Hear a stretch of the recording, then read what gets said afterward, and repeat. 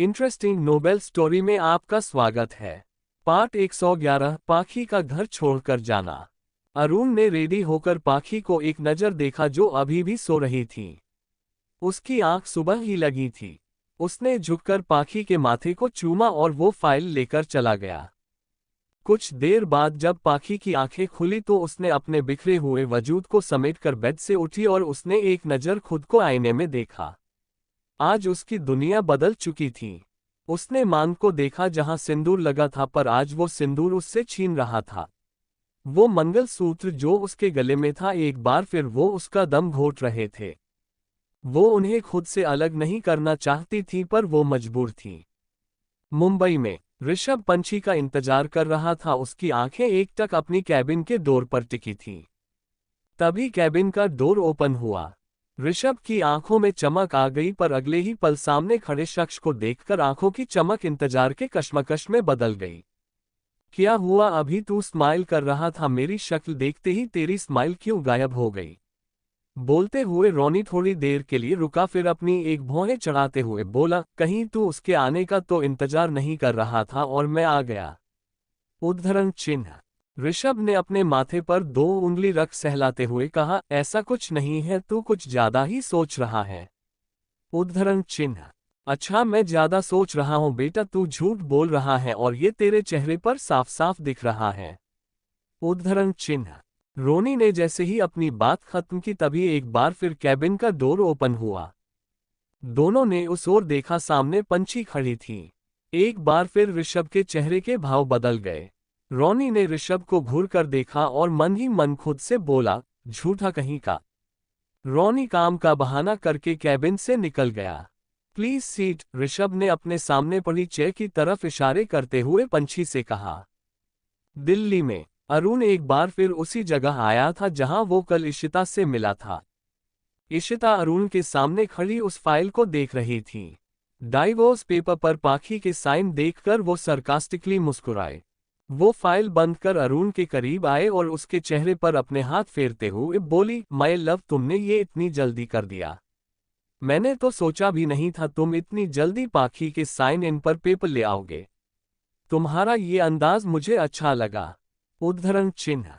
वो अपनी बात खत्म कर अरुण को किस करने के लिए आगे बढ़ी तो अरुण ने अपने कदम पीछे लेते हुए कहा, Ishita stop, don't do this. उद्धरण चिन्ह। क्यों रुक जाऊं मैं? क्या मेरी जगह पाखी होती तो तुम उसे भी रुकने के लिए कहते या खुद उसका साथ देते? इशिता ने सवाल किया। पाखी को खुद कंपेयर मत करो, वो पाखी है और तुम उसके जैसी कभी बन नहीं सकती।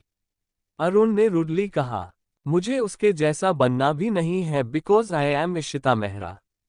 इशिता ने आंखों में घमंड और चेहरे पर गुमान लिए कहा। वो होठों को टेढ़ा कर धीरे से मुस्कुराए और बोली, उसकी तो इतनी औकात भी नहीं है कि वो मेरे बराबर में खड़ी भी रह सके। उद्धरण चिन्ह। अरुण हंसा और होठों पर हंसी लिए ही बोला, सही कहा तुमने, उसकी औकात तुम्हारे बराबर में खड़े होने की नहीं है, क्योंकि उसकी औकात तुमसे कहीं ज्यादा है। अरुण, इशिता ने तेज आवाज में कहा। चिल्लाओ मत, सुन सकता हूं मैं, कान ठीक है मेरे, अरुण ने जवाब दिया। तो अच्छे से सुन लो, फिर भूल से भी मत भूलना कि मेरे पास क्या है और मैं क्या कर सकती हूँ। यूं खुरनाज की बरसों की कमाई की इज्जत को मिट्टी मिला सकती हूँ, इशिता ने चुटकी बजाते हुए कहा। अरुण ने गुस्से में अपनी मुट्ठी दबाकर रह गया। पाखी जब रेडी होकर नीचे आई तो न उसकी मांग में सिंदूर था न गले मंगलसूत्र। अर्पणा ने पाखी की सुनी मांग देखकर कहा, पाखी ये क्या है बेटा, तुमने सिंदूर क्यों नहीं लगाया? उद्धरण चिन्ह। पाखी ने अर्पण की बातों का कोई जवाब नहीं दिया, पर तभी उसकी नजर पाखी के हाथ में पकड़े बैग पर गई। तुम कहाँ जा रही हो? इतनी सुबह सुबह कहाँ जा रही हो तुम? अर्पणा की बातें सुनकर सब पाखी को देखने लगे। फर्स्ट फ्लोर से माही भी ये सब देख रही थी, पर उसे कुछ समझ नहीं आ रहा था। पाखी ने प्यार से शांत स्वर में कहा, हम जा रहे हैं माँ, ये घर छोड़कर। उद्धरण चिन्ह। घर छोड़कर? पर तुम घर छोड़कर जा क्यों रही हो? क्या अरुण ने तुमसे कुछ कहा? क्या तुम्हारी या अरुण की लड़ाई हुई है? अर्पणा ने सवालियों नजरों से पाखी को देखते हुए पूछा। अर्पणा की बातों का पाखी कुछ जवाब दे पाती कि उससे पहले ही मेन डोर से अंदर आते हुए अरुण ने कहा, माँ पाखी को जाने दो। उद्धरण चिन्ह। जाने दूं, पर क्यों जाने दूं उसे, कहाँ जाएगी वो? अर्पणा ने हैरानी और परेशानी के मिले जुले भाव से कहा। ये उसकी प्रॉब्लम है माँ, वो कहाँ जाती है, क्या करती, आई डोंट केयर। हमारा डाइवोर्स हो गया है। अब हम दोनों के बीच कोई रिश्ता नहीं है। जैसे ही अरुण ने अपनी बात खत्म की, अर्पणा ने अरुण के गाल पर एक थप्पड़ जड़ दिया। देख रहे हैं आप क्या कह रहा है आपका बेटा? 1 महीना भी इसकी शादी को नहीं हुआ और इसने डाइवोर्स दे दिया पाखी को। अर्पणा ने अपने पति महेंद्र की तरफ देखते हुए कहा। महेंद्र ने एक घूरती नजर अरुण पर डाली तो अरुण ने मुंह फेर लिया। पाखी, जिसने अपने आंसुओं को बहुत मुश्किल से बहने से रोका हुआ था, वो भी अब अपनी बर्दाश्त की सीमा पार कर बह निकले थे। अरुण ने एक नजर पाखी पर डाली जो उसकी तरफ ही देख रही थी। अरुण ने आंखों से ही उसे कुछ कहा, प्लीज रोना नहीं वरना मैं कमजोर पड़ जाऊंगा। उद्धरण चिन्ह। पाखी ने उसके नजरों की बातों को समझते हुए अपनी पलके हामी में पलके झपका दी। वो आंसू पोंछते हुए कुछ कदम चलकर अर्पणा के पास गई और बोली, माँ ये हम दोनों का फैसला था। जैसे ही पाखी ने ये कहा, एक थप्पड़ उसके गाल पर भी पड़ा। मुझे तुमसे इसकी उम्मीद नहीं थी पाखी, तुम दोनों ने क्या शादी को गुड्डे गुड़ियों का खेल समझ रखा है? अर्पणा ने बेहद गुस्से में कहा। अरुण, ये सब क्या है? कल तक तुम सबसे लड़कर उसे अपनी जिंदगी में शामिल करना चाहते थे और आज तुम दोनों ने डाइवोर्स ले लिया। तुम दोनों की नजरों में शादी की कोई वैल्यू है या नहीं? महेंद्र खुराना ने दोनों को समझाते हुए कहा। Chapter 112 angry Arun, shocked Ritika. Pakhi का दिल जोर से धड़क रहा था, उसे समझ नहीं आ रहा था कि अब वो क्या कहे। माही जो नीचे आ रही थी वो सबकी बातें सुनकर ऊपर ही रुक गई। उसे भी जोर का झटका लगा था अपने भाई भाभी की बातें सुनकर। क्या उन्होंने सच में डाइवोर्स ले लिया है? पर क्यों? भाई और भाभी तो एक दूसरे से इतना प्यार करते हैं और अभी उनकी शादी को दिन ही कितने हुए, ये नहीं हो सकता, माही ने सोचते हुए खुद से कहा। ये बात इतनी आसानी से किसी को भी डाइजेस्ट नहीं हो रही थी। आरव, वो तो स्पीचलेस हो गया था। उसे समझ नहीं आ रहा था ये सब अचानक हो क्या गया। अरुण किसी बात से परेशान है, ये बात उसने भी नोटिस की थी। उसके पूछने पर अरुण ने बात घुमाकर उसे टाल दिया था। मैंने डिसीजन ले लिया है, वो यहाँ से जाना चाहती है तो उसे जाने दीजिए। वैसे भी अब इस घर में किस हक से रहेगी, उसके सारे हक मैंने उससे ले लिए हैं, अरुण ने पाखी की आंखों में देखते हुए कहा। आंखें पानी से भरी थीं और पाखी हाथों की मुट्ठी भींचे उस पानी को बहने से रोके हुए थी। अरुण की बात सुनकर उसने अपना बैग उठाया और जाने लगी। पाखी, तुम सच में जा रही हो अपने घर को छोड़कर? अर्पणा ने कहा। माँ, ये हमारा घर था, हमें जाने दीजिए, अब हम और इस घर में नहीं रह सकते। पाखी अपनी बात बोलकर आगे बढ़ गई। सब उसे जाते हुए देखते रह गए। मुंबई में पंछी काम कर रही थी ऋषभ के कैबिन में ही। ऋषभ की नजरें बार बार रह रहकर पंछी पर जा रही थीं। पंछी ने काम करते हुए जैसे ही अपनी पलकें उठाए, उसकी आंखें ऋषभ से जा मिली। ऋषभ ने एम्ब्रेस्ड होकर अपनी नजरें इधर उधर कली। ये क्या किया तूने, क्यों उसे इस तरह देख रहा था? पकड़ा गया ना, ऋषभ ने मन ही मन खुद से कहा। ये मुझे इस तरह क्यों देख रहा था, उल्लू कहीं का, जब देखो घूरता रहता है। अगर इसने इतना अच्छा ऑफर नहीं दिया होता ना तो मैं कभी इसके ऑफिस में काम करने के लिए नहीं मानती, पंछी ने मन ही मन खुद से कहा। दिल्ली में अरुण ने अपने रूम की लगभग सारी शोपीसेस को तोड़ दिया था। उसके हर तरफ चीजें बिखरी हुई थीं, पर उसका गुस्सा वो शांत नहीं हुआ था। उसकी आंखों के सामने बार बार पाखी का रोता हुआ चेहरा आ रहा था। उसका मन कर रहा था वो इशिता की जान ले ले। अभी अरुण ये सब सोच ही रहा था कि तभी उसके रूम के डोर पर नोक हुआ। अंदर आ जाओ, अरुण ने बिना डोर की तरफ देखे कहा। माही डोर को हल्का धक्का देकर अंदर आ गई। उसने रूम में आते ही जैसे ही रूम की हालत देखी, वो डर गई। उसे समझ आ गया उसका भाई गुस्से में है। उसने डरते हुए धीरे से कहा, भाई आपने मुझे बुलाया? अरुण माही की तरफ देखने लगा। माही के डर चेहरे पर डर और माथे पर छलक आए पसीने की बूंदों को वो देख पा रहा था। अरुण के गुस्से वाले एक्सप्रेशन देखकर माही ने अपनी नजरें नीची कर ली। अरुण उससे पूछना तो बहुत कुछ चाहता था पर उसे समझ नहीं आ रहा था वो अपना सवाल कैसे करे। अपनी आंखें बंद कर मुट्ठी को गुस्से में बंद कर बोला, जाओ। उद्धरण चिन्ह। माही ने अरुण की बात सुनकर उसकी तरफ देखा और जल्दी से रूम से निकल गई। माही के जाने के बाद अरुण ने अपनी गुस्से में बंद मुट्ठी को जोर से दीवार पर दे मारा। पाखी अपने फ्लैट पर आ गई थी जहां काव्या और वो शादी से पहले रहते थे। आज वो फ्लैट पूरा खाली था। शादी के बाद काव्या रोहित के घर शिफ्ट हो गई थी। काव्या को जरा सा भी अंदाजा नहीं था उसकी बेस्ट फ्रेंड की जिंदगी में कैसी तबाही मची हुई है। इतने देर से जिन आंसुओं को पाखी ने बहने से रोका हुआ था अब वो बहने लगे थे। उसने अपना चेहरा हाथों के बीच छुपा लिया। आरव का मूड सही नहीं था, वो अपने भाई और भाभी के इतने प्यारे रिश्ते को बिखरते हुए देखकर बहुत दुखी था। रितिका के बुलाने पर वो आ तो गया था पर वो उसे इस तरह खामोश देखकर रितिका को भी अच्छा नहीं लग रहा था। क्या हुआ, तुम इतने चुप चुप क्यों हो? रितिका ने पूछा। तो आरव ने नामे सर हिला दिया। रितिका ने आरव का चेहरा अपने दोनों हाथों में भरकर उसकी आंखों में देखते हुए कहा, मुझे नहीं बताओगी? तुम्हारी ये आंखें सब कह रही है तुम किसी बात से परेशान हो, बताओ ना क्या हुआ है तुम्हें? आरव ने रितिका के हाथ पर अपने हाथ रखे और उसके हाथों को नीचे करते हुए बोला, मुझे बताओ ऐसी क्या प्रॉब्लम आ जाती है जिसका सामना दो प्यार करने वाले मिलकर नहीं कर सकते और दोनों अलग हो जाते हैं? उद्धरण चिन्ह। आरव की बातें रितिका को समझ नहीं आ रही थी, उसने कंफ्यूजन में उसे देखा। आरव ने उसकी आंखों में देखते हुए कहा, जिसे पाने के लिए तुम सबसे लड़ जाओ, जो तुम्हारे लिए इतना स्पेशल है कि तुम उसके लिए सबको छोड़ने को लिए तैयार हो जाओ, फिर ऐसा क्या हो जाता है तुम एक दिन उसे ही छोड़ देते हो? आरव की ऐसी पहेलीनुमा बातें सुनकर रितिका ने कहा, आरव प्लीज मुझे साफ साफ बताओ तुम कहना क्या चाहते हो? मुझे कुछ समझ नहीं आ रहा है। उद्धरण चिन्ह। भाई और भाभी ने डाइवोर्स ले लिया, आरव ने कहा तो रितिका उसकी बातें सुनकर चौंक गई। उसने हैरानी से चौंकते हुए कहा, ये क्या कह रहे हो तुम? वो दोनों तो एक दूसरे से बहुत प्यार करते हैं, फिर कैसे? रितिका की अधूरी बात को पूरा करते हुए आरव ने कहा, पता नहीं कैसे किस वजह से पर दोनों ने डाइवोर्स ले लिया है और आज वो घर छोड़कर चली गई।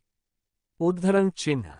रितिका आरव की बातें सुनकर हैरान थी, उसे समझ नहीं आ रहा था ये अचानक क्या हो गया। कल तक दो लोग जो एक दूसरे के साथ इतने खुश थे। चैप्टर 113 किल्ह।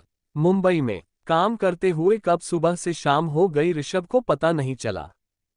पंछी ने फाइल ऋषभ के डेस्क पर रखते हुए कहा, ऑफिस आज खत्म हो गया है और हमने अपना काम भी कंप्लीट कर लिया है, तो क्या सर अब हम जा सकते हैं? पंछी ने सांस में सब कह दिया।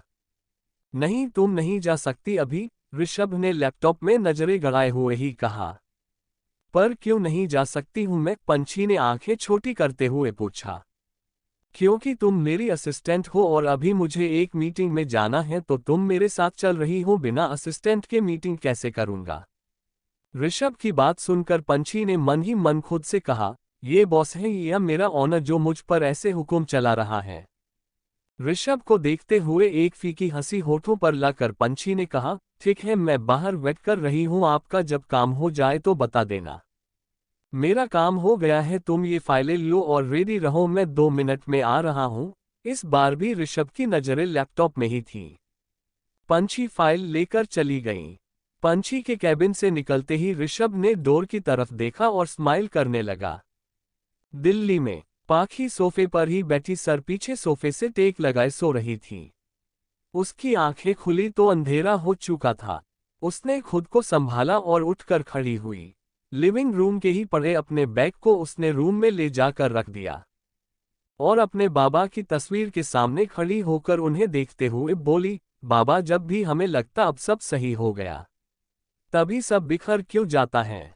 जब अरुण जी ने हमें अपनाया, हमसे शादी की, तो हमें लगा अब हमारा भी एक परिवार होगा, अब हम अकेले नहीं होंगे कभी, पर देखिए ना आज फिर हमसे सब छीन गया और हम अकेले हो गए। वो बोले जा रही थी और उसकी आंखों से आंसू निकले जा रहे थे। पाखी धीरे धीरे अपने हाथ चेहरे तक ले गई और अपने आंसू पोंछे। उसके आंसू पोंछने वाला तो अब उससे दूर हो गया था, पर यह बात न उसका दिल मान रहा था ना दिमाग। जिस बिल्डिंग में पाखी थी उसी सोसाइटी की एक और बिल्डिंग जो पाखी की बिल्डिंग के सामने ही थी। वहां से एक शख्स टेलीस्कोप के जरिए पाखी के ऊपर नजर रखे हुए था। वो पाखी की हर एक्टिविटी को देख पा रहा था। अभी भी उसकी नजर पाखी पर ही थी। तभी उसका फोन रिंग हुआ। फोन की स्क्रीन पर प्राइवेट नंबर शो रहा था। उसने कॉल रिसीव करते हुए हेलो कहा। दूसरी तरफ से उस शख्स ने कुछ कहा। तो इस शख्स ने कहा, हाँ मेरी नजरें उस पर ही है, वो अभी भी मेरी नजरों के सामने है। उद्धरण चिन्ह। फिर से उस शख्स ने कुछ कहा। तो इस शख्स ने उसकी बातों का जवाब देते हुए कहा, मेरी नजरें उस पर ही है, कुछ होता है तो मैं आपको कॉल करता हूँ। इधर पाखी ने खुद के लिए किचन में जाकर कॉफी बनाई और कॉफी को लेकर लिविंग रूम में चली आई। वो सोफे पे बैठी कॉफी को पीने ही वाली थी कि तभी डोर बेल बजी। इस वक्त कौन आया होगा, बोलते हुए पाखी डोर खोलने चली गई। पाखी ने डोर खोलकर देखा तो सामने एक डिलीवरी बॉय खड़ा था, जिसके हाथ में पार्सल था। मैम आपका ऑर्डर, डिलीवरी बॉय ने कहा। पर हमने तो कोई ऑर्डर नहीं किया, पाखी ने जवाब देते हुए कहा। मैम आपका नाम पाखी है, डिलीवरी बॉय ने पूछा। हाँ, पाखी ने जवाब में कहा। तो ये ऑर्डर आपका ही है मैम, डिलीवरी बॉय ने उसे पार्सल देते हुए कहा। पाखी को समझ नहीं आया, जब उसने कुछ ऑर्डर नहीं किया तो ये ऑर्डर किसने उसके नाम से कर दिया। पाखी कंफ्यूज्ड थी, उसने कंफ्यूजन में ही ऑर्डर ले लिया और अंदर आ गई। पार्सल को टेबल पर रखते हुए वो उसे खोलने लगी। वो खाने का पार्सल था। उसमें एक नोट भी था। पाखी ने नोट पढ़ा, खाना खा लेना पाखी, अगर तुम नहीं खाओगी तो मैं भी नहीं खाऊंगा। नोट पढ़कर पाखी की आंख से एक बूंद आंसू निकल गया और उसके होठों पर स्माइल आ गई। वो समझ गई थी उसके लिए खाना किसने भेजा है। पाखी ने उस पेपर को होठों से छू लिया और खाना सर्व कर खाने लगी। दूसरी बिल्डिंग में पाखी पर नजरें गड़ाए बैठे शख्स, उसके कान में ब्लूटूथ लगा था, शायद वो कॉल पर था। उसने पाखी को देखते हुए कहा, सर वो खाना खा रही हैं। मेहरा मेंशन में इशिता ने अपने पापा अविनाश मेहरा के सामने पाखी और अरुण के साइन करे हुए डाइवोर्स पेपर को फेंकते हुए कहा, देखा डेट जो मेरा था, मैंने एक बार फिर उसे हासिल कर लिया। फिर इधर से उधर चक्कर लगाते हुए होठों पर शैतानी स्माइल लिए बोली, शादी को अभी 2 हफ्ते भी नहीं हुए और मैंने डाइवोर्स करवा दिया दोनों का। वो अपनी बात खत्म कर जोर जोर से हंसने लगी। अविनाश अपनी पागल बेटी को देख रहा था, जो धीरे धीरे और पागल होती जा रही थी। इशिता अविनाश की तरफ मुड़ी और कुछ कदम चलकर उसके पास आए। दोनों हाथ बांधकर इशिता ने कहा, डेड अब बस एक ही काम रह गया है। आप उस पाखी को मरवा दो, मैं उसे जिंदा नहीं देखना चाहती। वो एक बार मर जाएगी तो फिर अरुण हमेशा के लिए मेरा हो जाएगा और मैं खुशी खुशी अपनी पूरी लाइफ अरुण के साथ स्पेंड करूंगी। बस आप उस कांटे को हमारे बीच से हटा दो। उद्धरण चिन्ह। अविनाश इशिता की बात सुनकर मुस्कुराया और उसके सर पर हाथ फेरते हुए कहा, डोंट वरी बेटा, तुम जैसा चाहती हो वैसा ही होगा, तुम्हारी खुशी के लिए उसी मरना ही होगा। उद्धरण चिन्ह। अपनी बात खत्म कर अविनाश सीढ़ियां चढ़कर अपने रूम में जाते हुए मन ही मन खुद से बोला, मारना तो मैं भी उसे कब से चाहता हूं, क्योंकि उसका चेहरा मेरे लिए एक खतरा है। जब वो अरुण के साथ थी तो उसे मारना मेरे लिए थोड़ा मुश्किल था, पर अब आसान हो गया है। वो अपने रूम आ गया और एक नंबर डायल कर कॉल पर बोला, तुम्हारी नजरें उस पर ही है ना। दूसरे तरफ से एक आदमी ने कहा, हाँ वो अकेली है। ठीक है, आज भर उस पर नजरें रखो, अगर कल तक कोई नहीं आता है उससे मिलने तो उसे कल रात मार देना, अविनाश ने कहा। ओके सर, दूसरी तरफ से उस आदमी ने कहा। चैप्टर 114 रायशाब पंछी। पाखी। अरुण।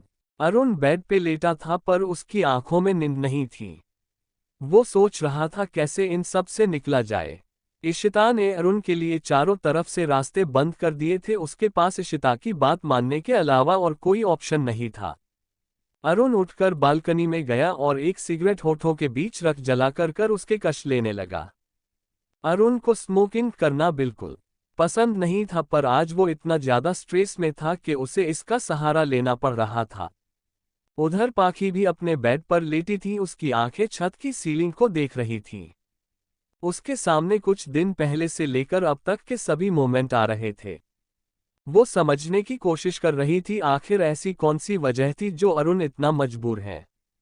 पाखी के पूछने पर भी अरुण ने उसे कुछ नहीं बताया था। बस मेरा साथ दो, जो मैं कर रहा हूं, अरुण के कहे ये शब्द उसकी कान में गूंज रहे थे। पाखी बिना कुछ सोचे समझे ही अरुण का साथ दिए जा रही थी। उसने करवट ली तो बेड की एक साइड खाली देखकर उसके आंखों से आंसू निकल आए। उसने हाथ बढ़ाकर बेड की खाली साइड को टटोला। मुंबई में ऋषभ और पंछी मुंबई के एक 7 स्टार होटल में आए हुए थे। वो एक वीआईपी रूम में गए जो पहले से ही उनके लिए बुक था। उनकी मीटिंग करीब 1 घंटे तक चली। ऋषभ ने मीटिंग ओवर हो जाने के बाद अपने क्लाइंट से हाथ मिलाया तो उसके क्लाइंट ने कहा, ओके मिस्टर मल्होत्रा, अब दिल्ली में मिलते हैं, आगे की सारी मीटिंग हमारी दिल्ली में ही होगी। उद्धरण चिन्ह। ऋषभ ने भी ओके कहा। पंछी दिल्ली का नाम सुनकर सोच में पड़ गई। क्लाइंट के जाने के बाद ऋषभ ने पंछी को देखा जो एकटक शून्य में देख रही थी। क्या हुआ, तुम क्या सोच रही हो? ऋषभ अपनी जगह बैठते हुए बोला।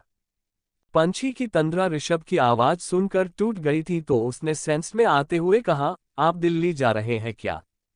हाँ, मैं दिल्ली जा रहा हूँ क्योंकि मैं दिल्ली से हूँ। यहाँ एक इम्पोर्टेंट प्रोजेक्ट के लिए आया था जो मुझे मिल गया है। कुछ दिन और यहाँ रुककर मैं दिल्ली वापस चला जाऊंगा। ऋषभ की बातें सुनकर पंछी उसे हैरानी से देख रही थी।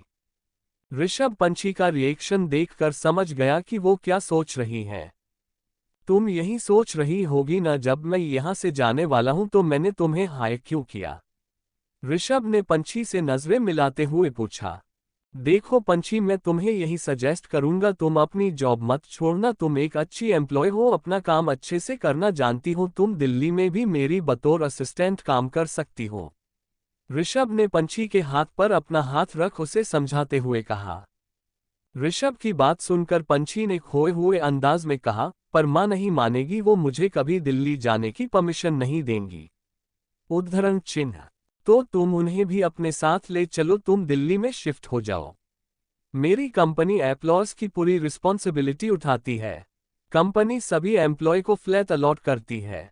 तुम अपनी फैमिली के साथ आराम से वहां रह सकती हो, ऋषभ ने सजेस्ट किया।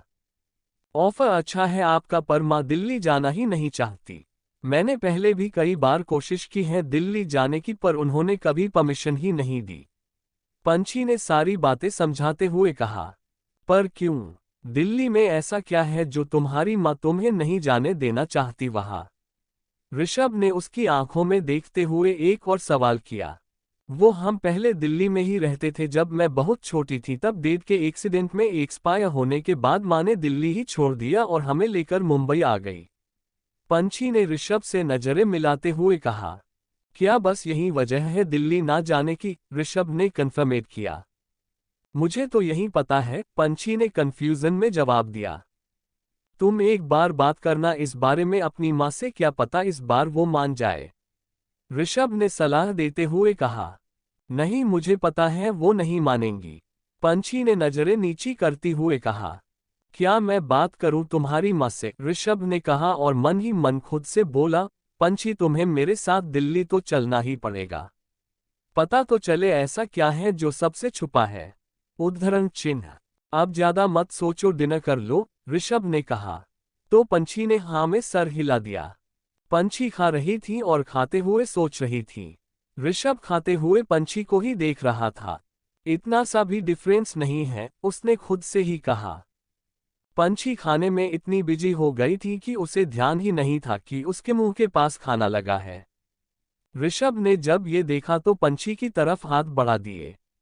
पंछी उसके हाथ को देखकर सवालिया नजरों से उसे देखने लगी। पर ऋषभ ने उसे कुछ नहीं कहा और उसके होठों के पास लगे खाने को साफ करने लगा। वो दोनों एक दूसरे की आंखों में देख रहे थे। ऋषभ के छूते ही पंछी का दिल जोर से धड़का। उसने मन ही मन खुद से कहा, ये हो क्या रहा है, मेरा दिल इतनी जोर से क्यों धड़क रहा है। उद्धरण चिन्ह। वो ऋषभ से अपनी नजरें चुराकर खाने लगी। ऋषभ पंछी को देखकर धीरे से मुस्कुराया और मन ही मन खुद से बोला, क्यूट हो तुम बहुत, और अपना खाना खाने लगा। वो दोनों खाना खाकर जाने लगे। तभी एक लड़के ने जानबूझकर आते हुए पंछी के कंधे पर अपने कंधे से मारा। पंछी पलट गई। ऋषभ फोन यूज कर रहा था तो उसका ध्यान फोन में था। पंछी ने उस लड़के को रोकते हुए कहा, ओए रुक। वो लड़का आवाज सुनकर रुक गया। पंछी उसके पास गई और बोली, तूने मुझे जानबूझकर धक्का दिया ना। चैप्टर 115 दिल्ली जाना है। ओए रुक, पंछी ने उस लड़के को आवाज दी तो वो रुक गया। पंछी कुछ कदम चलकर उस लड़के के पास गई। पंछी की तेज आवाज सुनकर ऋषभ का ध्यान भी उसके ऊपर गया। वो पंछी को एक लड़के से बात करता देख उसके पास चला गया। वो पंछी से कुछ कहता कि तभी वो दोनों की कन्वर्सेशन सुनकर रुक गया। पंछी उस लड़के को घूरते हुए बोली, तूने मुझे जानबूझकर धक्का दिया ना। वो लड़का पंछी को ऊपर से नीचे तक देखकर होठों पर गंदी सी हंसी लिए बोला, हाँ जानबूझकर धक्का दिया तुझे, क्यों अच्छा लगा ना और दू। उस लड़के की बातें सुनकर ऋषभ आगे बढ़ उसे मारने को हुआ तो पंछी ने उसे हाथ दिखाते हुए रोक दिया और बोली, नो सर, ये मेरा मैटर है, इसे मुझे ही हैंडल करने दे। ऋषभ उसकी बात सुनकर रुक गया। पंछी आगे बढ़कर उसे देखते हुए बोली, तेरा देखा धक्का देना मुझे अच्छा लगा, तो अब मैं तुझे रिटर्न गिफ्ट देना चाहती हूँ, जरा सामने तो आ। पंछी के ये बोलने पर वो लड़का मुस्कुराते हुए अपनी कॉलर ठीक करते हुए उसके सामने आते हुए बोला, क्या दोगी? अभी बताती हूँ साले, तूने मुझे धक्का कैसे दिया बे। बोलते हुए पंछी ने उसके गाल पर एक थप्पड़ रख दिया और उसकी कॉलर पकड़कर बोली, साले घूर क्या रहा है, आंखें फोड़ देंगी तेरी अगर गंदी नजर से देखेगा मुझे तो। उसने अपनी बात खत्म करते हुए एक थप्पड़ उस लड़के के गाल पर रख दिया। ऋषभ हैरानी से पंछी का ये रूम देखता रह गया, उसकी आंखें फटी की फटी रह गई। पंछी का ये वाइल्ड रूप देखकर उसने मन ही मन खुद से कहा, वो कहा इनोसेंसी, ये तो पूरी वाइल्ड कैट है। पंछी ने लड़के को पीटकर अपने हाथ झाड़ते हुए पलटी और ऋषभ से बोली, चले सर। ऋषभ जो पंछी को मुंह खोले देख रहा था, उसने उसकी बात पर बस हाँ में सर हिला दिया। पंछी उसके आगे आगे चल रही थी और ऋषभ उसके पीछे पीछे। क्या लड़की है ये, उसने धीरे से खुद से कहा। अगली सुबह दिल्ली में इशिता के कॉल ने अरुण को जगा दिया था। सुबह सुबह इशिता की आवाज सुनकर अरुण ने खुद से कहा, सुबह सुबह इसकी आवाज सुनी है, डेफिनेटली आज कुछ और बुरा होगा। उसने बेड से उठते हुए एक नंबर डायल किया और बोला, क्या वो उठ गई? अरुण की बातों पर कॉल के दूसरी तरफ से एक आदमी ने कहा, यस सर, मैम अभी कॉफी पी रही है। अरुण ने उसकी बातों पर कहा, गुड, उस पर ऐसे ही नजरें बनाए रखो और कुछ भी गड़बड़ हो सबसे पहले मुझे कॉल करना। ओके सर, उस आदमी ने कहा और कॉल कट हो गई। अरुण रोहित को कॉल कर बात करते हुए बालकनी में चला गया। मुंबई में पंछी ऑफिस के लिए रेडी हो रही थी और उसके माइंड में ऋषभ की कई बातें ही चल रही थीं। दी आपको माँ बुला रही है ब्रेकफास्ट के लिए, कोयल ने अपना फोन यूज करते हुए कहा। पंछी का रिस्पॉन्स ना मिलने पर कोयल ने फोन से नजरें हटाकर पंछी को देखा। दी ये क्या कर रही है आप? उसके कंधे पर हाथ रख उसे हिलाते हुए कोयल ने पंछी से कहा। क्या हुआ, मैं क्या कर रही हूँ? पंछी ने चौंकते हुए कहा। नीचे देखो दी, कोयल ने इशारे करते हुए कहा। पंछी नीचे देखने लगी, उसने बेख्याली में टेबल पर रखी आधी से ज्यादा चीजें अपने बैग में ठूस ली थीं। कोयल हंसते हुए बोली, दी ये आपका हैंडबैग है जिसे आप अभी सूटकेस बनाने में लगी थी। वो मेरा ध्यान नहीं था, पंछी ने बैग से चीजें बाहर निकालते हुए कहा। आपको माँ बुला रही है ब्रेकफास्ट के लिए, कोयल ने फिर से कहा। पंछी ने उसे मुस्कुराकर देखा और चली गई। पंछी ने सैंडविच के एक टुकड़े को मुंह में रखते हुए कहा, माँ मेरी एक फ्रेंड है ना दीपाली, वो दिल्ली में शिफ्ट हो गई है। पंछी की बातों पर रेखा ने कहा, वो दिल्ली में क्यों शिफ्ट हो गई? अच्छा भला यहाँ काम तो कर रही थी, फिर क्यों चली गई दिल्ली? माँ उसे दिल्ली में जॉब की ज्यादा अच्छी अपॉर्चुनिटी मिल रही थी इसलिए। पंछी ने रेखा पर नजरें गड़ाए हुए ही कहा। मुझे भी बताओ दी कैसी अपॉर्चुनिटी? कोयल अपनी चेयर पीछे कर बैठते हुए बोली। कंपनी वालों ने उसे फ्लैट दिया है, कैब दी है, अब जब इतनी अच्छी अपॉर्चुनिटी मिलेगी तो कोई भला कैसे मना कर सकता है? किराए के घर से तो अच्छा है ना अब वो फ्लैट में रहेगी। पंछी ने पूरी बात बताते हुए कहा। वाह दी, ये तो सच में बहुत अच्छा ऑफर है, अगर आपको भी ऐसा ऑफर मिले तो मना मत करना, तुरंत हाँ कर देना, कोयल ने खुश होते हुए कहा। ऑफर तो मिला था पर मैंने मना कर दिया, पंछी ने तिरछी नजरों से रेखा को देखते हुए कहा। वो रेखा का रिएक्शन देख रही थी, ये बातें जानकर वो क्या सोचती है। दी इतना अच्छा ऑफर अपने क्यों ठुकरा दिया? कोयल ने पंछी की बातों पर गुस्सा करते हुए कहा। कोयल मना तो मैं भी नहीं करना चाहती थी पर माँ को दिल्ली पसंद नहीं है ना। माँ के बिना मैं अकेले दिल्ली नहीं जा सकती। क्या होगा अगर हम कुछ दिनों तक और किराए घर में रह लेंगे? मैं कैब की जगह ऑटो में आना जाना कर लूंगी, पंछी बोल रही थी और उसकी नजरें रेखा पर थीं जो किचन में चुपचाप दोनों की बातें सुनते हुए काम कर रही थी।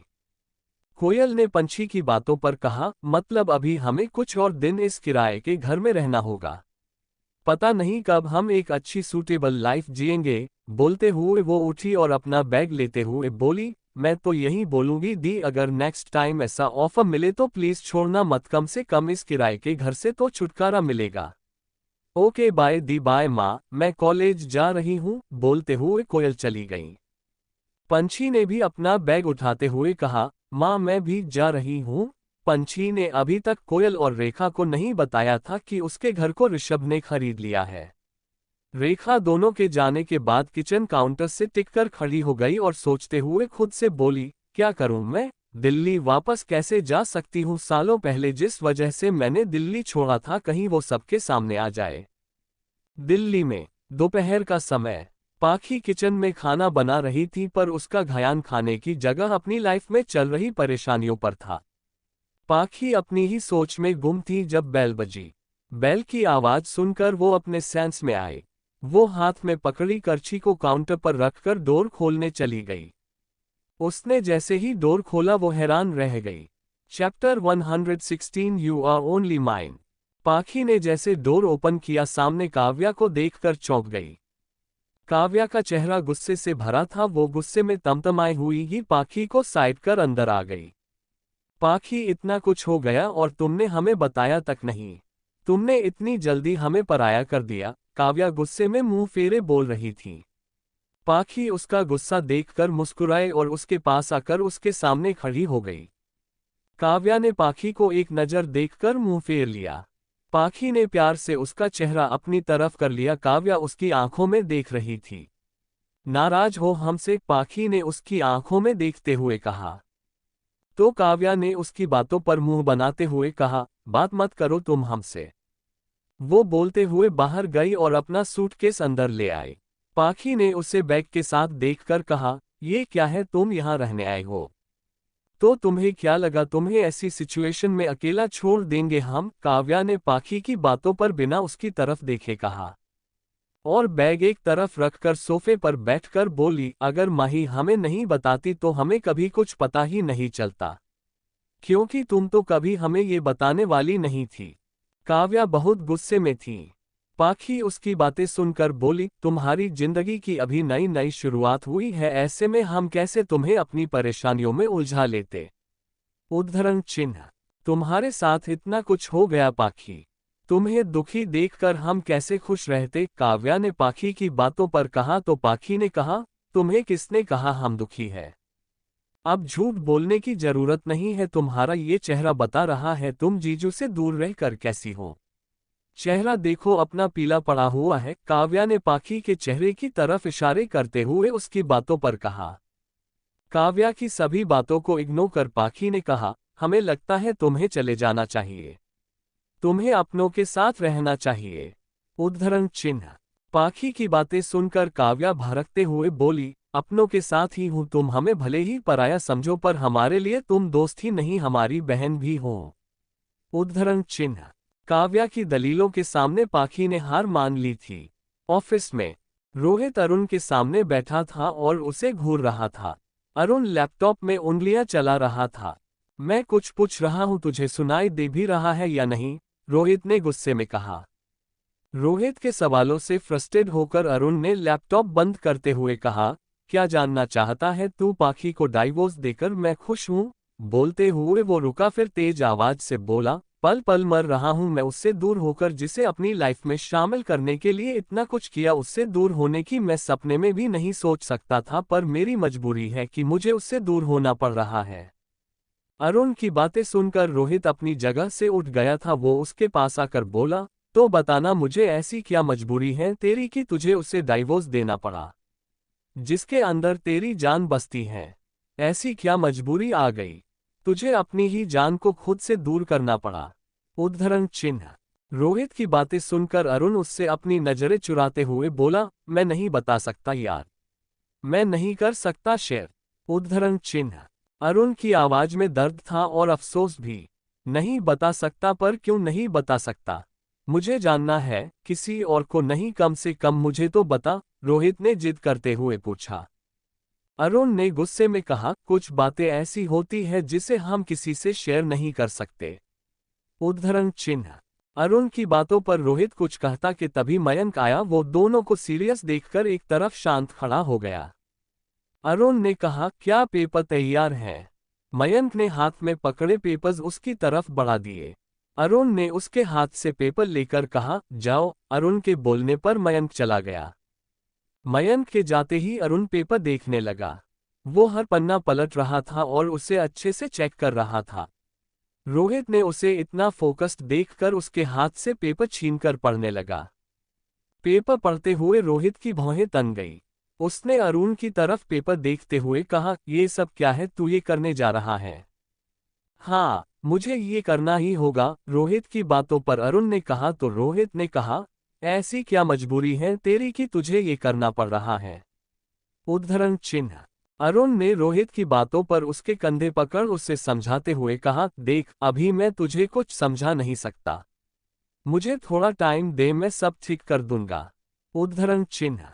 अरुण की बातों पर रोहित ने कहा, ठीक है, मैं तुझसे अब कुछ नहीं पूछूंगा, पर तुझे कभी भी मेरी हेल्प की जरूरत हो तो you call me any time. Rohit की बातें सुनकर अरुण उसके गले लग गया और उसके गले लगे हुए ही बोला, काव्या को कुछ दिनों तक पाखी के साथ ही रहने दे, वो उसके साथ रहेगी तो मैं उसकी साइड से थोड़ा रिलैक्स हो जाऊंगा। उद्धरण चिन्ह। अरुण की बातों पर रोहित ने कहा, तू पाखी की चिंता मत कर, काव्या अपना सामान लेकर गई है, जब तक पाखी वहां है वो उसके साथ ही रहेगी। उद्धरण चिन्ह। थैंक्स, अरुण उससे अलग होते हुए बोला। तो रोहित ने कहा, तेरी थैंक्स बोलने की आदत कभी नहीं सुधरेगी। उद्धरण चिन्ह। दोनों ही मुस्कुराने लगे। ना जाने कितने दिनों बाद अरुण ने ऐसे स्माइल की थी। उसकी ये हंसी जैसे कुछ पलों की ही थी। फोन के रिंग ने अरुण का ध्यान अपनी ओर खींचा। उसने टेबल पर पड़ा अपना फोन उठाया। इशिता की कॉल देखकर अरुण ने मुट्ठी भींच ली। उसने कॉल रिसीव करते हुए कहा, जहां भी मिलना है लोकेशन सेंड कर दोगे, मैं आ जाऊंगा। उद्धरण चिन्ह। अरे वाह, तुम तो बहुत समझदार हो गए हो, मेरे बोलने से पहले ही समझ गए क्या बोलना है मुझे। बोलते हुए वो हंसने लगी, फिर मुस्कुराते हुए बोली, baby come fast, I am waiting. Ishita ने बात पूरी कर कॉल कट किया और सामने वॉल पर लगी अरुण की बड़ी सी फोटो को देखते हुए बोली, यू आर ओनली माइन, तुम मेरे थे और अब मैं तुम्हें हमेशा के लिए अपना बना लूंगी। बोलते हुए वो हंसने लगी। मुंबई में सुबह से काम कर रही पंछी थक गई थी, पर उसके सामने रखी फाइलें उससे उठने का मौका ही नहीं से रही थी। ऋषभ ने पंछी को इतना फोकस्ड होकर काम करते देखकर बोला, एम्बिशियस गर्ल। उद्धरण चिन्ह। वो अपनी चेयर से उठा और पंछी के पीछे जाकर खड़ा हो गया। डेस्क पर दोनों हाथ पंछी के इधर उधर रखते हुए ऋषभ पंछी के ऊपर झुक गया। पंछी के कान के पास अपने होठ ले जाकर उसने धीरे से कहा, लंच कर लो, तुम थक गई होगी। उद्धरण चिन्ह। आवाज सुनकर पंछी ने पीछे की तरफ अपनी गर्दन घुमाई तो उसकी नाक ऋषभ की नाक से टकरा गई। वो दोनों इतने करीब थे कि दोनों की सांसें एक दूसरे के चेहरे पर पड़ रही थीं। चैप्टर 117 मैड इशिता, सॉफ्ट किस। चैप्टर -116 मैड इशिता, सॉफ्ट किस। डेड, क्या आपने वो किया जो मैंने आपसे करने के लिए कहा था? इशिता ने लिविंग रूम में एंटर होते हुए अविनाश मल्होत्रा से पूछा।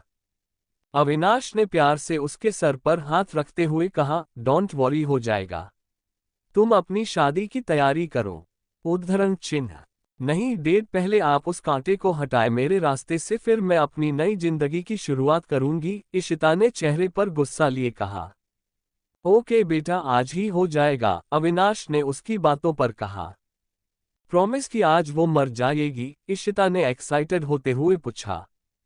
उसकी आंखों में एक अलग ही चमक थी, उस खुशी जो उसके चेहरे पर झलक रही थी। अविनाश एक पल के लिए उसका ये रूप देखकर हैरान रह गया। किसी की मौत से उसकी बेटी को कितनी खुशी मिलती है।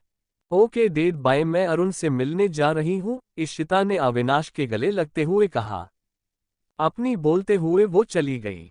अविनाश उसको जाते हुए देख रहा था। जब वो उसकी नजरों से ओझल हो गई तो उसने अपना फोन निकाल कॉल कर फोन कान पर रख लिया।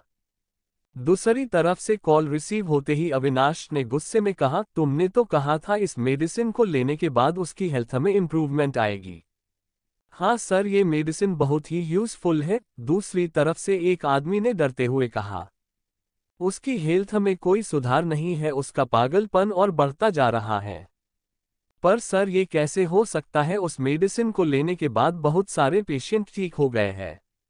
क्या आप उन्हें रेगुलर वो मेडिसिन दे रहे हैं? अगर डोजेस मिस हुए तो वो असर नहीं करेगी। उस आदमी ने पूरी बात समझाते हुए कहा। तुम्हारी एक्सप्लेनेशन नहीं चाहिए मुझे, अगर मेरी बेटी को कुछ हुआ तो मैं तुम्हें छोड़ूंगा नहीं। अपनी बात खत्म करते हुए अविनाश ने कॉल कट किया और एक मेड को बुलाया। कुछ देर बाद वो मेड आई तो वो अविनाश के सामने अपने दोनों हाथ जोड़े सर झुकाए खड़ी थी। क्या तुम हर रोज उस मेडिसिन को इशिता को देती हो? अविनाश ने चेहरे पर गुस्सा लिए पूछा। उसकी आवाज में कड़कपन भी था। उस मेड ने डरते हुए कहा, सर मैं मैडम को हर दिन वो मेडिसिन दूध में मिलाकर देती हूं। पर बोलते बोलते वो रुक गई। पर क्या? उसे रुकते देखकर अविनाश ने तेज आवाज में चिल्लाकर पूछा। सर एक दिन मैडम ने मुझे वो मेडिसिन दूध में मिलाते हुए देख लिया था, उसने डरते हुए कहा। तो तूने उसे सब बता दिया? अविनाश ने उसकी अधूरी बात को पूरा करते हुए गुस्से से कहा। सर अगर मैं नहीं बताती तो मैडम मेरी उंगलियों को चाकू से काट देती, उस मेड ने उस पल को याद करते हुए डरे हुए कहा। दरअसल एक दिन जब रात में वो इशिता के लिए दूध बना रही थी तो उसमें अविनाश के कहेनुसार वो दूध में हर रोज की तरह उस मेडिसिन को मिला रही थी। पर तभी इशिता जो खाली पानी का जग लिए किचन में आई तो उसने मेड को वो करते हुए देख लिया था। इशिता ने स्टैंड से एक शार्प नाइफ निकाला और मेड का हाथ काउंटर पर रखकर उस पर चाकू रखते हुए बोली, बता तू ये किसके कहने पर कर रही है? बोलते हुए उसने चाकू को हल्का सा प्रेस किया जिससे उसके हाथ से खून निकलने लगा। वो मेड रोने लगी और गिड़गिड़ाते हुए माफी मांगने लगी। उसने रोते हुए सब बता दिया। इशिता ने उस चाकू पर लगे खून को एक उंगली में लिया और उसे देखकर मुस्कुराते हुए बोली, अपने सर को इस बारे में कुछ भी बताया तो उंगलियों के साथ साथ गर्दन भी काट दूंगी। उद्धरण चिन्ह। फिर चाकू को उसकी तरफ घुमाते हुए बोली, अगली बार अगर मेरे खाने पीने की चीज में किसी के भी कहने पर कुछ भी मिलाया तो जानती है न मैं क्या करूंगी। उसने रोते हुए गिड़गिड़ाते हुए कहा, सॉरी मैम साहब, अब मैं ऐसा कुछ नहीं करेगी, मेरे को माफ कर दो। उसका रोना गिड़गिड़ाना देखकर इशिता मुस्कुराई जैसे उसे सुकून मिल रहा हो। उसने मुस्कुराते हुए कहा, गुड। उसने किचन से जाते हुए फ्रूट बास्केट में से एप्पल को चाकू से ऐसे उठाया मानो वो एप्पल का खून कर रही हो। वो मेड ये देखकर एक बार फिर डर गई। अविनाश चुपचाप खड़ा मेड की सारी बातें सुन रहा था। उसने उसे जाने का इशारा किया तो वो मेड चली गई। अविनाश वहीं सोफे पर बैठ गया और सोचने लगा। मुंबई में ऋषभ की आवाज सुनकर पंछी ने जैसे ही अपनी गर्दन पीछे घुमाई उसकी नाक ऋषभ की नाक से टकरा गई। दोनों एक पल के लिए एक दूसरे की आंखों में देखते हुए खो गए। वो दोनों इतने करीब थे कि उनकी सांसें भी एक दूसरे के चेहरे पर रही पड़ रही थीं। ऋषभ के दिल की धड़कनें तेज थीं। वो अपना कंट्रोल खोता जा रहा था। उसने धीरे से अपनी आंखें बंद की और उस 1 इंच के फासले को मिटाते हुए उसने अपने होठ पंछी के होठों पर रख उन्हें छू लिया। ऋषभ के उसके छूते ही पंछी को जैसे एक तेज बिजली का झटका लगा। उसकी आंखें बड़ी हो गईं। उसने अचानक ही ऋषभ को धक्का दिया तो वो लड़खड़ाते हुए उससे दूर हुआ। पंछी का इस तरह उसे धक्का देने से वो अपने सेंस में आया और पंछी को देखा जो खा जाने वाली नजरों से देख रही थी। पंछी उसके पास आकर उसे उंगली दिखाते हुए बोली, हाउ डेयर यू टू किस मी। पंछी की बातें सुनकर उसका गुस्सा देखकर ऋषभ को रियलाइज हुआ कि उसने अभी अभी क्या ही कर दिया। उसने एम्ब्रेस्डेड होते हुए कहा, आई एम सो सॉरी, पता नहीं मुझे क्या हो गया था। उसने सफाई देना चाहा। पंछी ने उसकी बातें सुनकर गुस्से में कहा, दिमाग खराब हो गया था आपका, आप अपने असिस्टेंट को किस कैसे कर सकते हैं। ऋषभ ने उसकी तरफ पीठ करते हुए कहा, I think I like you, शायद इसीलिए वो हो गया। ऋषभ ने इस बार बिना देरी किए अपनी बात पंछी की सामने रख दी थी। वो इस बार पहले की तरह न बताकर गलती नहीं करना चाहता था। पंछी उसकी बात सुनकर सरप्राइज रह गई। उसने धीरे से कहा, क्या कहा आपने? उद्धरण चिन्ह। ऋषभ ने पलटकर उसे देखते हुए कहा, हाँ मैं तुम्हें पसंद करता हूं। Chapter 118 now we are husband wife. Chapter -118 now we are husband wife. Rishabh ने पंछी की आंखों में देखते हुए अपनी फीलिंग कन्फेस की। वो उसकी आंखों में ही देखते हुए उसके करीब आते हुए बोला, हाँ मैं तुम्हें पसंद करता हूँ। मैं जानता हूँ तुम मुझे पसंद नहीं करती हो, पर मैं तुम्हें बहुत पसंद करता हूँ। पंछी ऋषभ का कन्फेशन सुनकर शॉक्ड थी। उसने अटकते हुए कहा, पर कैसे? हमें मिले हुए ज्यादा समय नहीं हुआ। 1 हफ्ते पहले ही मैं आपसे मिली हूँ और आप कह रहे आपको मैं पसंद हूँ, पर यह कैसे पॉसिबल है? पंछी की बातों पर ऋषभ ने मुस्कुराते हुए कहा, पंछी क्या तुमने लव एट फर्स्ट साइट के बारे में नहीं सुना? बोलते हुए वो पंछी के इर्द गिर्द घूमने लगा और घूमते हुए ही बोला, जब लोगों को पहली नजर में ही प्यार हो जाता है तुम्हें तो मैं पूरे 1 हफ्ते से जानता हूं, फिर क्यों नहीं तुम मुझे पसंद आ सकती। ऋषभ अपनी बात खत्म करते हुए उसके सामने खड़ा हो गया और उसकी आंखों में देखने लगा। ऋषभ से नजरें मिलते ही पंछी उससे अपनी नजरें चुराने लगी। ऋषभ ने एक कदम आगे बढ़ाया तो पंछी ने एक कदम पीछे ले लिया। ऐसे करते हुए वो डेस्क से टकरा गई। वो साइड से जाने को हुई तो ऋषभ ने अपने दोनों हाथ पंछी के अगल बगल रखते हुए उसके ऊपर झुक गया। पंछी अपनी नजरें झुकाए खड़ी थी। उसने अपनी बड़ी धड़कनों पर काबू पाते हुए कहा, सर मुझे जाना है। ऋषभ ने उसके चेहरे को निहारते हुए कहा, क्या तुम सच में मुझे पसंद नहीं करती? क्या मैं तुम्हें अच्छा नहीं लगता? जैसे ही ऋषभ ने ये कहा, पंछी ने ऋषभ की तरफ देखा और जल्दी से बोली, मैंने ऐसा कब कहा? ऋषभ उसकी बातें सुनकर मुस्कुराया और मुस्कुराते हुए ही बोला, तो तुम मुझे पसंद करती हो? पंछी ने अपनी आंखें बड़ी करते हुए ऋषभ की बातों का जवाब देते हुए कहा, मैंने ये कब कहा कि मैं आपको पसंद करती हूँ?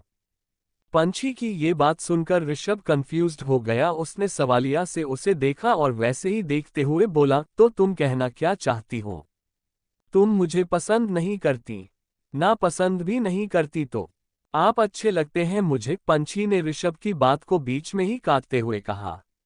वो अपनी बात बोलकर जाने लगी तो ऋषभ ने उसका एक हाथ पकड़ उससे रोकते हुए वैसे ही कहा, तो क्या मैं ये समझ लूं तुम्हारी ही तरह मैं भी अब तुम्हारे दिल अपने लिए जगह बना रहा हूं?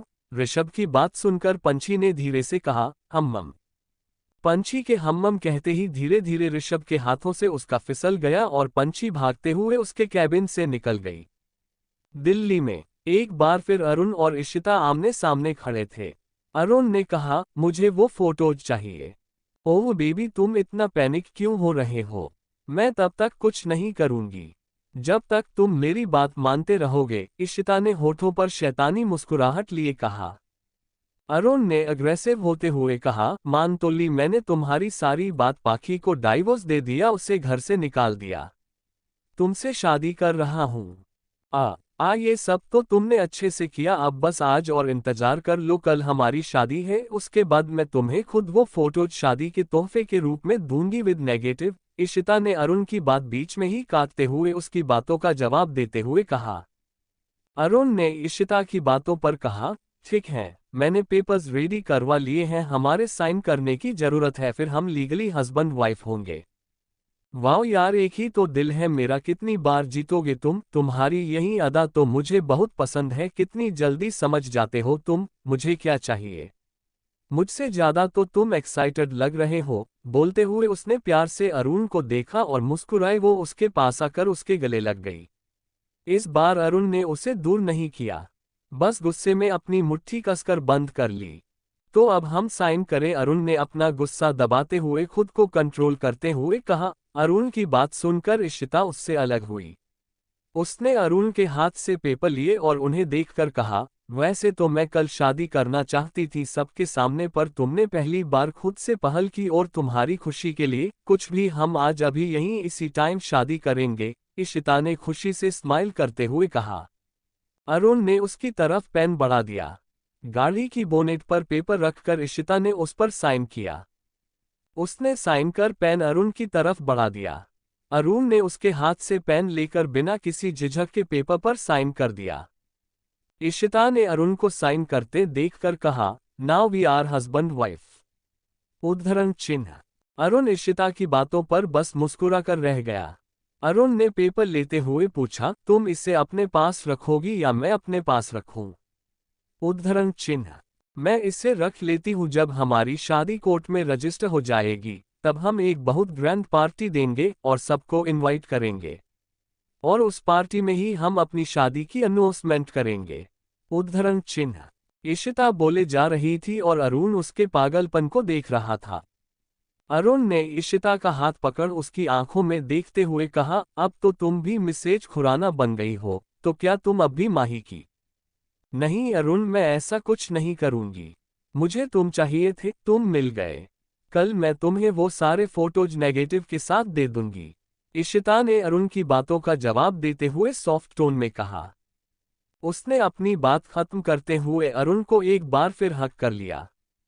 इशिता के गले लगे हुए ही अरुण ने होठों पर डेविल स्माइल लिए हुए मन ही मन खुद से कहा, बस एक बार वो फोटोज और नेगेटिव मुझे मिल जाए, फिर शुरू होगा रियल गेम। इशिता मेहरा, तुम बस देखती जाओ मैं तुम्हारे साथ क्या क्या करता हूँ।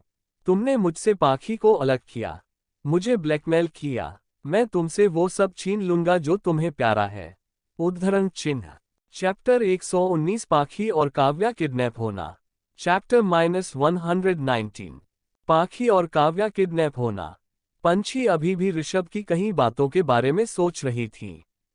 उसके होठों पर हल्की सी मुस्कुराहट थी और वो उसी मुस्कुराहट के साथ हाथ में चम्मच पकड़े उसे प्लेट में हिला रही थी।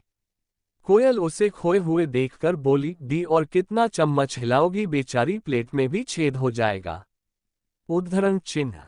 उसकी बात सुनकर पंछी अपने होश में आई। उसने प्लेट में देखा तो वो खाली थी। वो खाली प्लेट में ही चम्मच हिला रही थी रेखा, जो उनके लिए गर्म गर्म फुलके सेक रही थी। कोयल ने एक नज़र उन्हें देखकर अपनी चेयर से उठकर अपना सर आगे कर झुकते हुए धीरे से पंछी से बोली, दी ऐसा तब होता है जब कोई किसी के ख्यालों में खोया होता है। आप किसके ख्यालों में खोई हुई थी? क्या वो मेरे जीजू है? कोयल ने कहा तो पंछी ने उसे आंखें दिखाए। तभी रेखा को किचन से आते देख कोयल अपनी जगह वापस बैठते हुए खाने लगी। रेखा ने दोनों की प्लेट में फुलके डालते हुए कहा, अगर अगली बार कोई ऐसा ऑफर मिले तो मना मत करना। रेखा की बात सुनकर पंछी खुश हो गई। पंछी और कोयल दोनों ने एक दूसरे को देखा। खुशी से आंखें चौड़ी कर दोनों ने रेखा को देखा। फिर एक साथ दोनों ने रेखा को साइड हग करते हुए पंछी ने कहा, माँ सच्ची अब हम दिल्ली जा सकते हैं, हमारे दिल्ली जाने से आपको कोई प्रॉब्लम नहीं। उद्धरण चिन्ह। पंछी की बातों पर रेखा ने मुस्कुराते हुए कहा, हाँ। पंछी और कोयल दोनों ने उसे और कसकर पकड़ते हुए एक साथ कहा, लव यू माँ। अब छोड़ो भी, मुझे फुलके शेकने हैं। रेखा ने कहा तो दोनों उससे अलग हुई। एक दूसरे को हाई फाई देते हुए दोनों वापस अपनी जगह बैठ गई और मजे से खाना खाने लगी। रेखा किचन में आ गई। उसने पलटकर पंछी को देखा जो बहुत खुश लग रही थी। उसके होठों पर स्माइल थी। रेखा ने उसे इतना खुश देखकर मन ही मन खुद से कहा, क्या मैं सही कर रही हूं पंछी को वापस दिल्ली ले जाकर? फिर कुछ सोचते हुए उसने आगे कहा, इस बात को तो 22 साल हो गए। अब तक तो वो लोग इसे भूल भी चुके होंगे। दिल्ली में इशिता अरुण से मिलने के बाद अपने घर आ गई थी। उसने आते ही अपने पिता अविनाश मेहरा को गले लगते हुए कहा, dad today I am so happy. Ishita को इतना खुश देखकर अविनाश के चेहरे पर भी खुशी आ गई। उसने प्यार से उसके सर पर हाथ फेरते हुए कहा, तुम खुश हो तो मैं भी खुश हूं। तुम्हारी इस खुशी की वजह क्या है ये तो बताओ। अविनाश ने पूछा। डैडी, अरुण अब हमेशा के लिए मेरा हो गया। मेरी उसकी शादी हो गई। आज ही हमने शादी की है, ये देखिए हमने कोर्ट मैरिज की है। इशिता ने बड़ी सी स्माइल अपने होठों पर लिए अविनाश को पेपर दिखाते हुए कहा। इशिता खुश थी और उसे खुश देखकर अविनाश मेहरा भी खुश था, पर इशिता की बातें सुनकर वो सोच में पड़ गया। उसने पेपर पर अरुण के साइन देखे पर अभी भी उसे कुछ खटक रहा था। उसे यकीन नहीं हो रहा था। अरुण ने इशिता से शादी कर ली। उसने मन ही मन खुद से कहा, अरुण तुमने इतनी आसानी से इशिता से शादी कर ली कैसे? उसे कुछ समझ नहीं आ रहा था। वो जितना सोच रहा था उसे उतना ही डाउट हो रहा था। इशिता ने फिर से उसके गले लगते हुए कहा, डेड अब जल्दी ही उस कांटे को हमारे रास्ते से हटाए, तभी तो मैं अपने अरुण के साथ खुश रहूंगी। उद्धरण चिन्ह। अविनाश ने फिर से उसके सर पर हाथ रखते हुए कहा, डोंट वरी बेटा, आज ये काम भी हो जाएगा। उद्धरण चिन्ह। काव्या और पाखी दोनों एक दूसरे से बातें करते हुए खाना खा रही थीं। तभी डोर बेल बजी। दोनों ने एक दूसरे को सवालिया नजरों से एक दूसरे को देखा। पाखी ने काव्या को देखते हुए कहा, इस टाइम कौन आया है? काव्या ने उठते हुए कहा, हम देखते हैं। वो अपनी बात पूरी कर डोर खोलने चली गई। उद्धरण चिन्ह। काव्या ने जैसे ही डोर ओपन किया, अंदर आते हुए एक आदमी ने उसके सर पर गन रख दी। काव्या ये देखकर चौंक गई। उसने डरते हुए कपकपी आवाज में कहा, पाखी। बोलते हुए वो उल्टे कदम लेते हुए वो पीछे हटी। इसके साथ ही उस आदमी के पीछे पीछे और 3 आदमी अंदर आ गए। उन सबके हाथ में गन थी। पाखी उन्हें देखकर डरते हुए अपनी जगह से उठी। कौन है? आप लोग, पाखी ने डरते हुए अटकते हुए कहा। उन चारों ही आदमी के चेहरे पर मास्क लगा था। एक आदमी जिसने काव्या के माथे पर गन तानी हुई थी, उसने पीछे खड़े आदमी से कहा, दोनों के हाथ बांधो। उस आदमी के कहते ही 2 आदमी आगे आए और उन्होंने पाखी और काव्या के हाथ पीछे कर बांधने लगा तो काव्या ने और पाखी ने दोनों ने खुद को उनसे छुड़ाते हुए कहा, छोड़ो हमें, ये क्या कर रहे हो? काव्या ने खुद को छुड़ाते हुए कहा, कौन है आप लोग? हमें क्यों ऐसे बांध रहे हैं? हमने क्या किया है? छोड़िए हमें, हम तो आपको जानते तक नहीं। पाखी ने खुद को छुड़ाने की कोशिश करते हुए कहा। उन लोगों ने जल्दी से उनके हाथ बांधे और मुंह पर टैप लगाते हुए कहा, हमारे साथ कोऑपरेट करो और चुपचाप हमारे साथ चलो। बोलते हुए एक आदमी ने पाखी के मुंह पर टैप लगा दिया। काव्या ने उनकी बातें सुनकर कहा, कोऑपरेट? सीरियसली हम तुम्हारे साथ कोऑपरेट करें? तुम कोई पुलिस वाले हो क्या जो हम तुम्हारे साथ कोऑपरेट करें?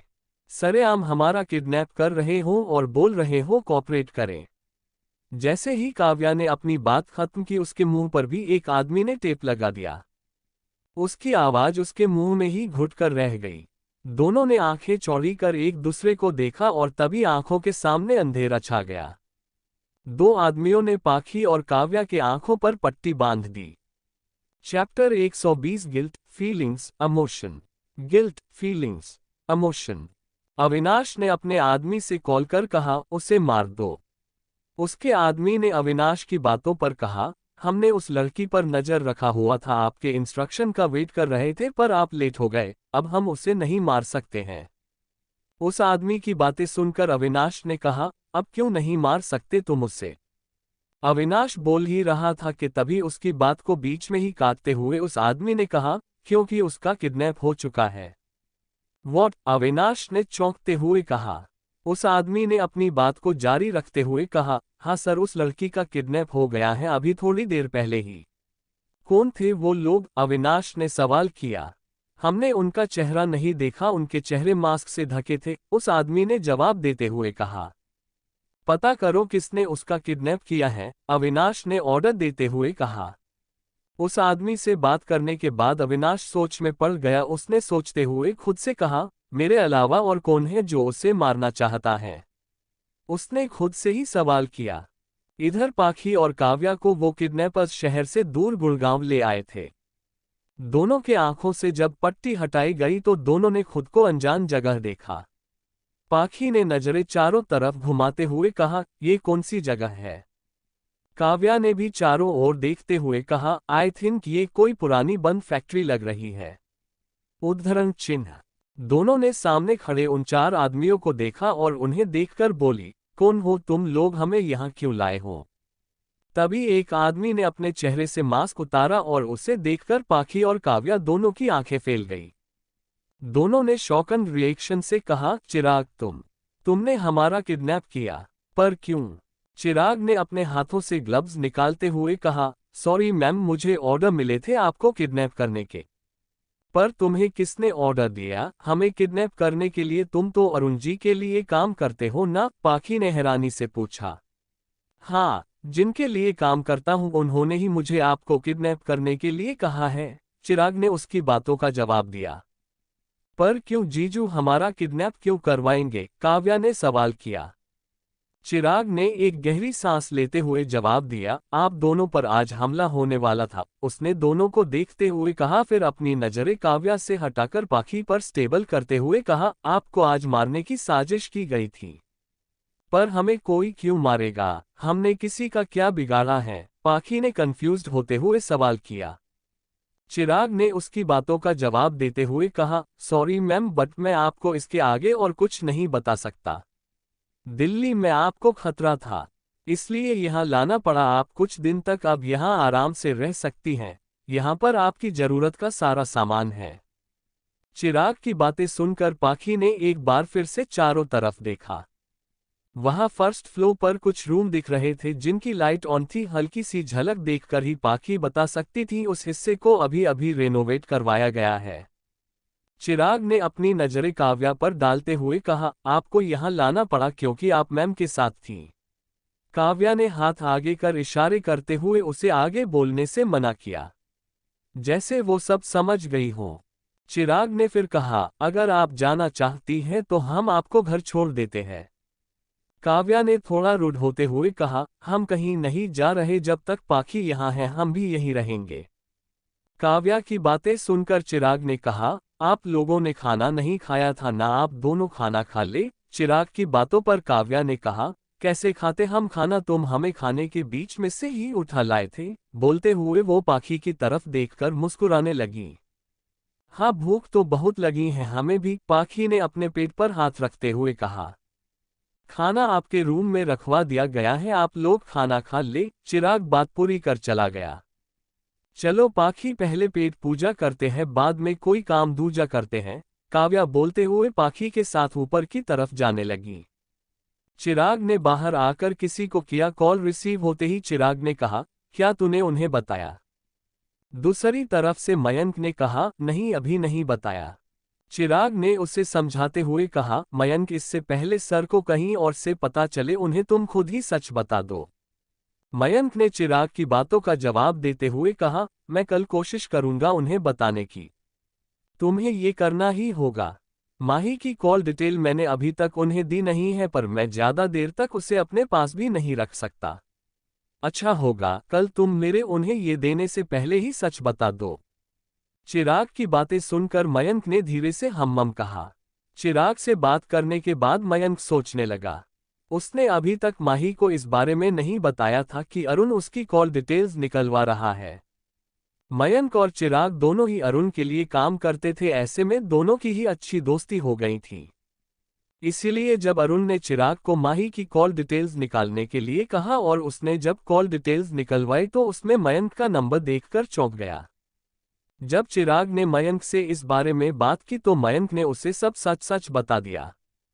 चिराग ने उसे समझाया था वो अरुण को सब बता दे, पर मयंक माही को खोने से डर रहा था। वो जानता था माही एक प्रिंसेस है और उसने एक मामूली इंसान होकर भी प्रिंसेस से प्यार करने की भूल की थी।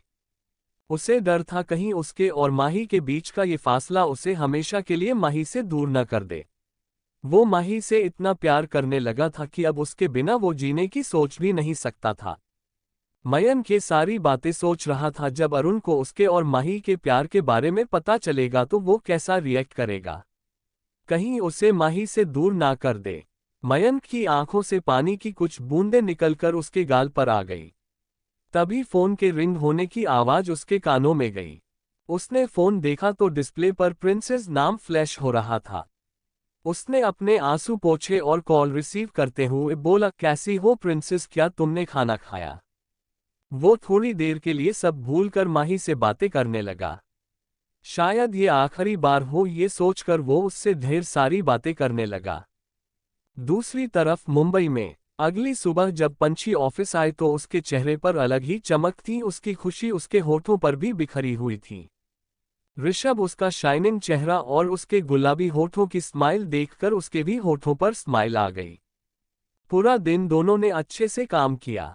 ना ऋषभ ने पंछी से कल के बारे में कुछ कहा ना पंछी ने, पर शाम ढलती देखकर ऋषभ ने अपने सामने कुछ दूरी पर काम करते हुए पंछी को देखा। वो बहुत फोकस्ड होकर काम कर रही थी। उसकी नजरें लैपटॉप में गड़ी थीं। तभी ऋषभ ने पंछी का नाम लिया तो पंछी ने झुकी पलकों को उठाकर ऋषभ को देखा। मुझे तुमसे कुछ बात करनी है, बोलते हुए वो उसके डेस्क के पास आया। पंछी भी उसे आता देखकर अपनी जगह से खड़ी हो गई। ऋषभ ने उसके डेस्क पर दोनों हाथ रख झुककर उसकी आंखों में देखते हुए कहा, मैं 2 दिन बाद दिल्ली वापस चला जाऊंगा। तुम्हारे पास 2 दिन है, अच्छे से सोच लेना, मुझे तुम्हारी हाँ का इंतजार रहेगा। उद्धरण चिन्ह। पंछी जैसे जैसे ऋषभ की बात सुन रही थी उसके दिल की धड़कन बढ़ती जा रही थी। जब ऋषभ ने 2 दिन कहा तो पंछी का दिल धक से रह गया। 2 दिन क्या, ये 2 दिन बाद सच में चले जाएंगे। मैं इन्हें फिर कभी नहीं देख पाऊंगी, ना कभी इनसे मिल पाऊंगी, उसने ऋषभ को देखते हुए मन ही मन खुद से कहा। क्या मयंक कल अरुण को सच बता पाएगा? क्या होगा जब अरुण के सामने माही और मयंक सच आएगा? क्या पंछी ऋषभ के प्यार को एक्सेप्ट कर उसके साथ दिल्ली आएगी? जानने के लिए पढ़ते रहिए एक्सीडेंटल मैरिज। आपको स्टोरी कैसी लगी जरूर कमेंट करें। थैंक्स।